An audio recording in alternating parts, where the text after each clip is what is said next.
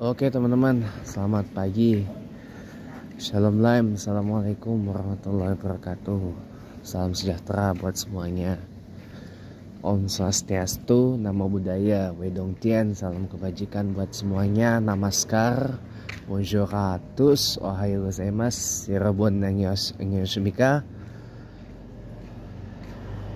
Good morning, ya.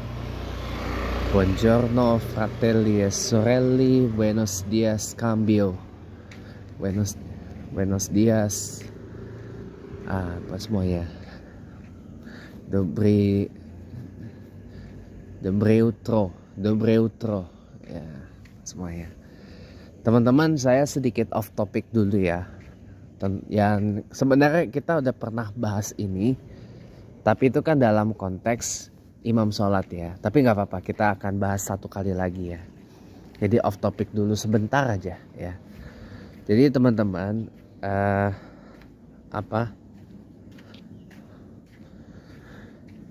dalam memilih pemimpin itu kita harus lihat dulu siapa yang akan dipimpin oleh calon pemimpin yang kelak akan kita pilih.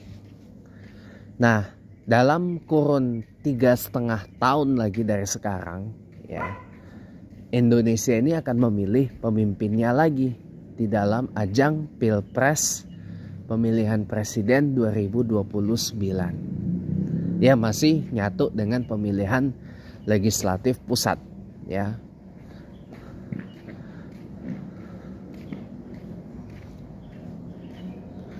Dan untuk kali pertama juga sejak tahun 2014 ya, kurang lebih itu pemilihan kepala daerahnya dipisah, teman-teman. Dipisah dari pemilihan nasional. Nah, mau itu pemilihan presiden RI atau pemilihan kepala daerah, gubernur, bupati, wali kota, seluruh Indonesia ya, itu tergantung siapa yang akan dipimpin. Nah, sekarang mari kita cari sebab musabab kenapa Pak Prabowo Subianto bisa kepilih jadi presiden ke-8 dari Republik Indonesia. Supaya kita tidak terus-terus larut dalam blame game atau permainan saling menyalahkan gitu loh. Supaya kita juga ada bahan untuk 3T. Tafakur, tadabbur, tafakum. Bahan untuk perenungan, memikirkan lebih dalam dan mempertimbangkan lagi. Jadi nggak melulu terjebak dalam permainan blame game ya. Gara-gara ini gua gini no segala macam itu. Mari kita lihat yang terbaru ini aja. Tahun 2004 ketika pemilihan presiden Republik Indonesia pertama kali digelar secara langsung, kenapa yang terpilih adalah Pak SBY, Pak Susilo Bambang Yudhoyono? Apa penyebabnya? Karena yang akan dipimpin saat itu merindukan sosok militer, purnawirawan militer, sosok jenderal yang memimpin negara ini. Ya, karena yang akan dipimpin waktu itu merasa gak begitu puas dengan pemerintahan yang dikepalai oleh seorang sipil murni lagi. Yang satu teknokrat, ya, yang satu benar-benar teknokrat tulen, ya, intelijen, ya, intelligence quotientnya tinggi, intelektualnya tinggi. Tapi kan yang dipimpin oleh almarhum presiden Baharudin Yusuf Habibie atau BJ Habibie itu kan lupa bahwa orang-orang Indonesia ini nggak terlalu pinter, nggak terlalu pandai, IQ-nya nggak setinggi beliau, ya, nggak terlalu cerdas juga, ya nggak, dan nggak membutuhkan pesawat terbang bikinan dalam negeri. Pokoknya ya itulah, tidak butuh presiden yang IQ-nya tinggi. Lalu Gus Dur Gus Dur kepilih karena compromise candidate. Karena waktu itu masyarakat kita belum terlalu siap menerima presiden seorang perempuan, meskipun terjadi, ya. Jadi apa? Kenapa Gus Dur itu kemudian dilengsarkan? Kenapa Gus Dur kemudian dilengsarkan? Ya karena masyarakat kita ya berbeda pendapat dengan elit politik.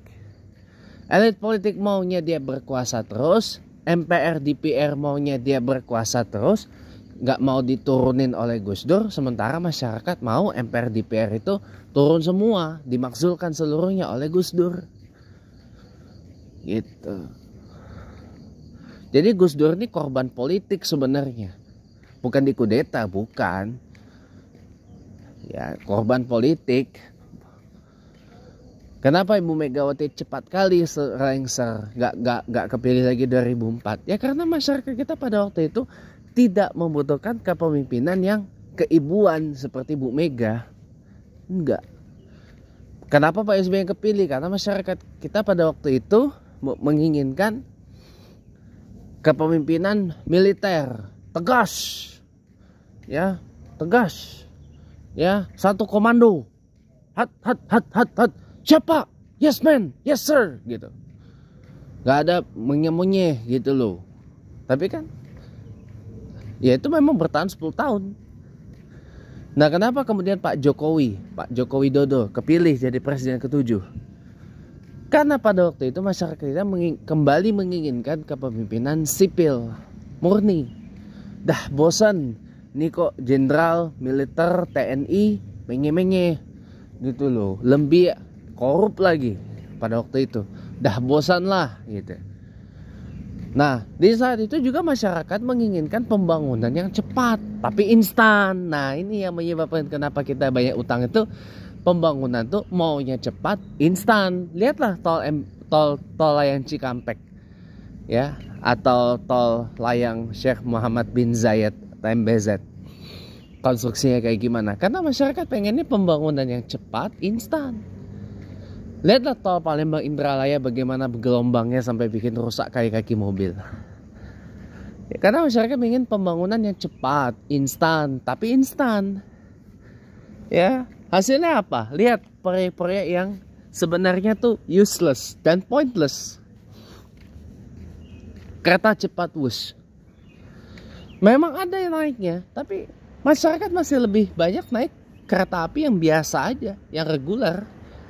Yang dari KAI. Lihatlah utang Wush nomboknya berapa. KAI rugi berapa. Coba bayangin. Belum lagi dengan Danantara mencokok dana berapa tuh untuk lunas utangnya Wush itu. Itu tandanya apa? Kereta cepat itu belum dibutuhkan di sini. Ya.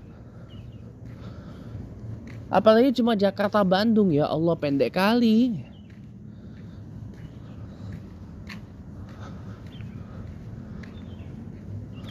Ya untuk apa gitu? Kereta Woos itu sebenarnya ditunjukkan untuk siapa? Itu yang tanda tanya. Ya, masyarakat menginginkan adanya pembangunan tapi instan. Nah, itu kenapa Pak Jokowi itu kepilih. Ya, coba oke lah kita nggak usah bantah lah. Kemudian banyak jalan tol yang mempercepat akses dari titik A ke titik B. Oke, kita simpan itu. Dan memang tidak kita bantah juga. Dampak positifnya memang kerasa. Ya kan, tapi kan ada proyek-proyek yang makanya waktu itu saya bilang proyek-proyek yang memang tidak dibutuhkan, unnecessary, tapi dipaksa harus dibangun. Proyek-proyek yang bukan sebenarnya prioritas tapi seakan-akan harus prioritas gitu loh. Makanya at the end of the day lihat banyak bandara-bandara yang mangkrak. Bandara-bandara banyak yang nggak kepake. Kenapa? Ya karena nggak ada yang naik. Salah satunya bandara di daerah Blora, Jawa Tengah. Ya, orang siapa yang mau naik pesawat di Blora sana? Nggak ada teman-teman, nggak ada. Itu lebih bagus lagi, bandara udah bongkar, jadikan ruang terbuka hijau, udah selesai. Apalagi satu bandara di Tasikmalaya, ya Allah. Yang mau naik pesawat dari Tasik kuwi sopo? Ya kan? Cuman naik Susi Air, tapi itu pun dengan janjian. Makanya saya bilang banyak banget proyek yang sebenarnya tidak prioritas, tapi dipaksa prioritas supaya kesannya tuh ada pembangunan. Gitu loh. Ngerti nggak maksud saya? Nah itulah kenapa Pak Jokowi kepilih. Padahal tinggal lanjutin aja itu apa namanya MP3EI yang digagas oleh Presiden SBY. Buat yang belum tahu ya, MP3EI itu adalah Master Plan Percepatan Pertumbuhan Ekonomi Indonesia. Sorry. Master Plan Percepatan Pembangunan dan Pertumbuhan Ekonomi Indonesia, MP3EI. Tinggal jalanin aja. Selesaikan tol Trans Sumatera, selesaikan tol Trans Jawa sampai ujung ke ujung, dan koridor tambahannya. Dan apa yang dicanang di dalam MP3EI-nya Presiden SBY dijalanin, udah. Itu tuh semua prioritas sebenarnya yang ada di MP3EI-nya Presiden Yudhoyono. Cuma Pak Jokowi nggak mau, banyak yang nggak dilanjutin.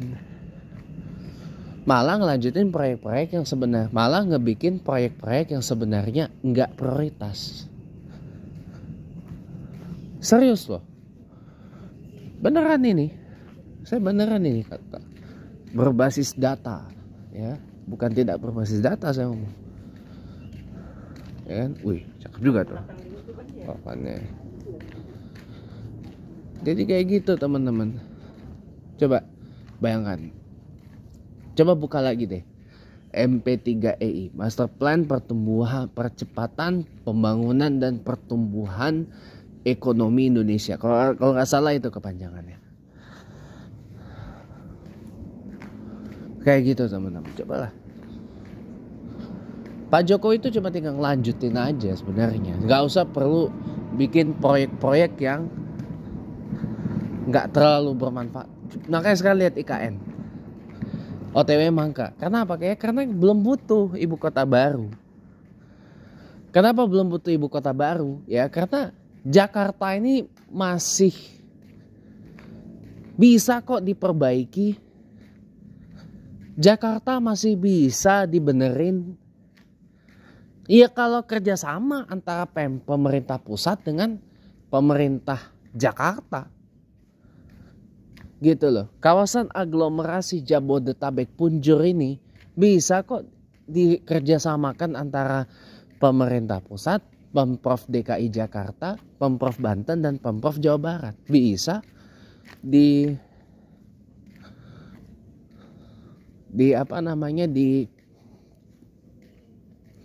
ditangani, bisa diperbaiki, bisa kawasan Jabodetabek ini dibikin lebih tertata, Jabodetabek Punjur lah sampai Cianjur gitu.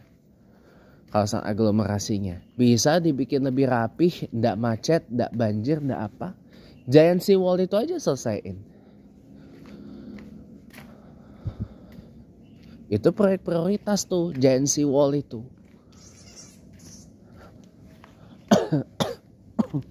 Sama satu lagi, NCICD, New Capital Integrated Coastal Development, pembangunan terpadu ibu kota di pesisir utara Jakarta. Itu juga sebenarnya proyek prioritas. Yang reklamasi itu. Makanya kenapa saya dukung reklamasi Teluk Jakarta itu? Ya karena memang itu prioritas. Itu juga bagian dari proyek Giant Sea Wall.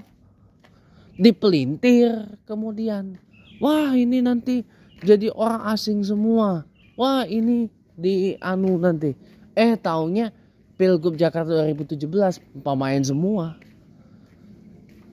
Pengurus KPUD Jakarta dukung Anies. Panelis yang disuruh nanya juga dukung Anies. Ya pada intinya para penyelenggara Pilgub Jakarta 2017 cuma satu tujuannya, kagak kepengen Ahok jadi gubernur.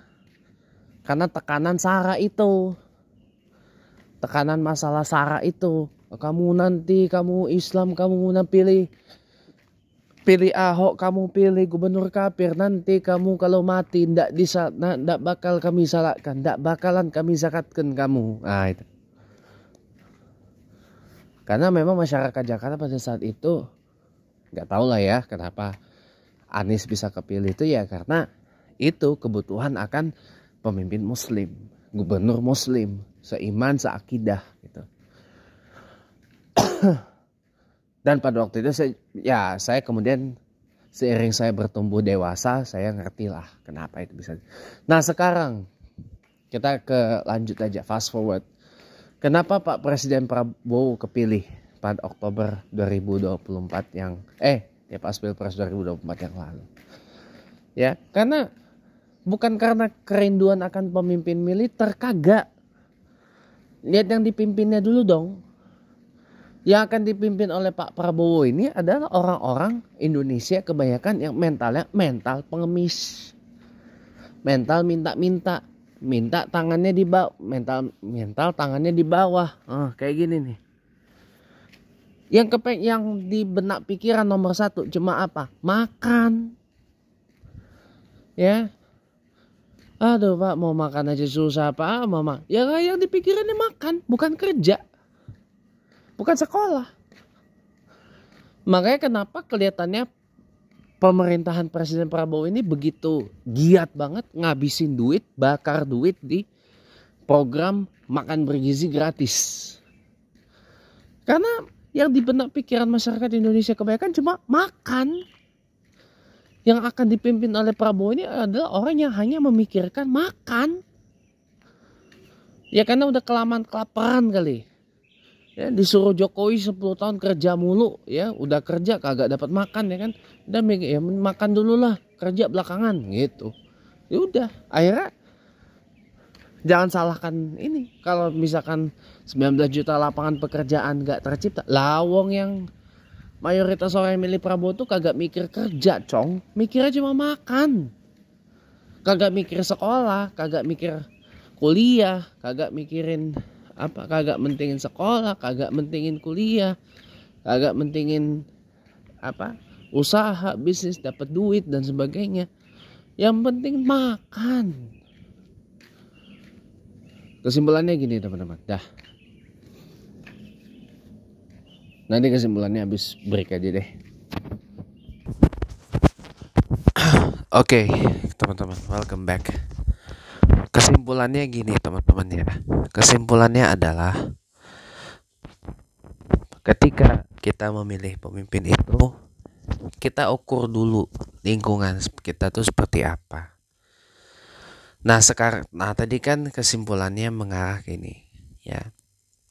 Kenapa Pak Prabowo bisa kepilih jadi presiden? Ya karena Pak Prabowo tahu masyarakat Indonesia itu kebanyakan mental pengemis, mental kepengen semua serba gratis.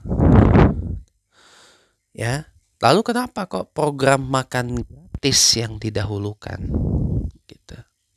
Karena masyarakat Indonesia kebanyakan, apalagi pasca corona ya, mindset bukan hanya pasca corona aja, sebelum corona aja mikirnya cuma makan, hanya mementingkan perut, bukan otak. Makanya kenapa program makan bergizi gratis ini dikasih biaya yang besar banget gitu. Dan gak jelas siapa yang mengkoordinirnya gitu loh.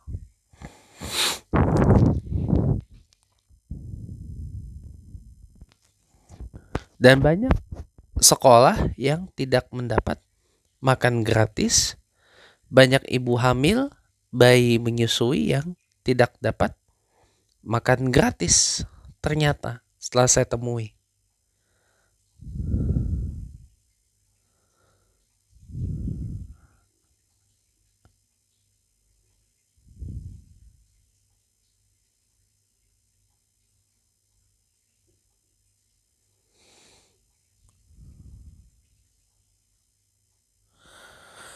Gitu teman-teman. Karena yang dipikirkan hanya makan. Nah, sekarang apa kesimpulannya? Kesimpulannya adalah sebelum kita menyalahkan seseorang, kenapa kok ini bisa kepilih jadi presiden? Kenapa ini bisa kepilih jadi presiden? Kenapa ono bisa kepilih jadi perdana menteri dan seterusnya? Ya karena dilihat dulu dari siapa yang akan dipimpinnya, gitu loh. Kebutuhan apa? Jadi ini tuh kayak apa ya, kalau dalam hukum bisnis kayak supply and demand. Tergantung permintaan pasar, tergantung apa, demand, consumers demand atau permintaan konsumen,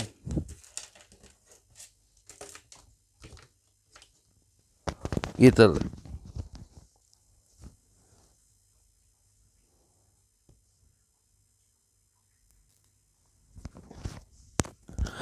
Tergantung permintaan customer atau konsumen atau pasar pengennya apa, itu yang terjadi,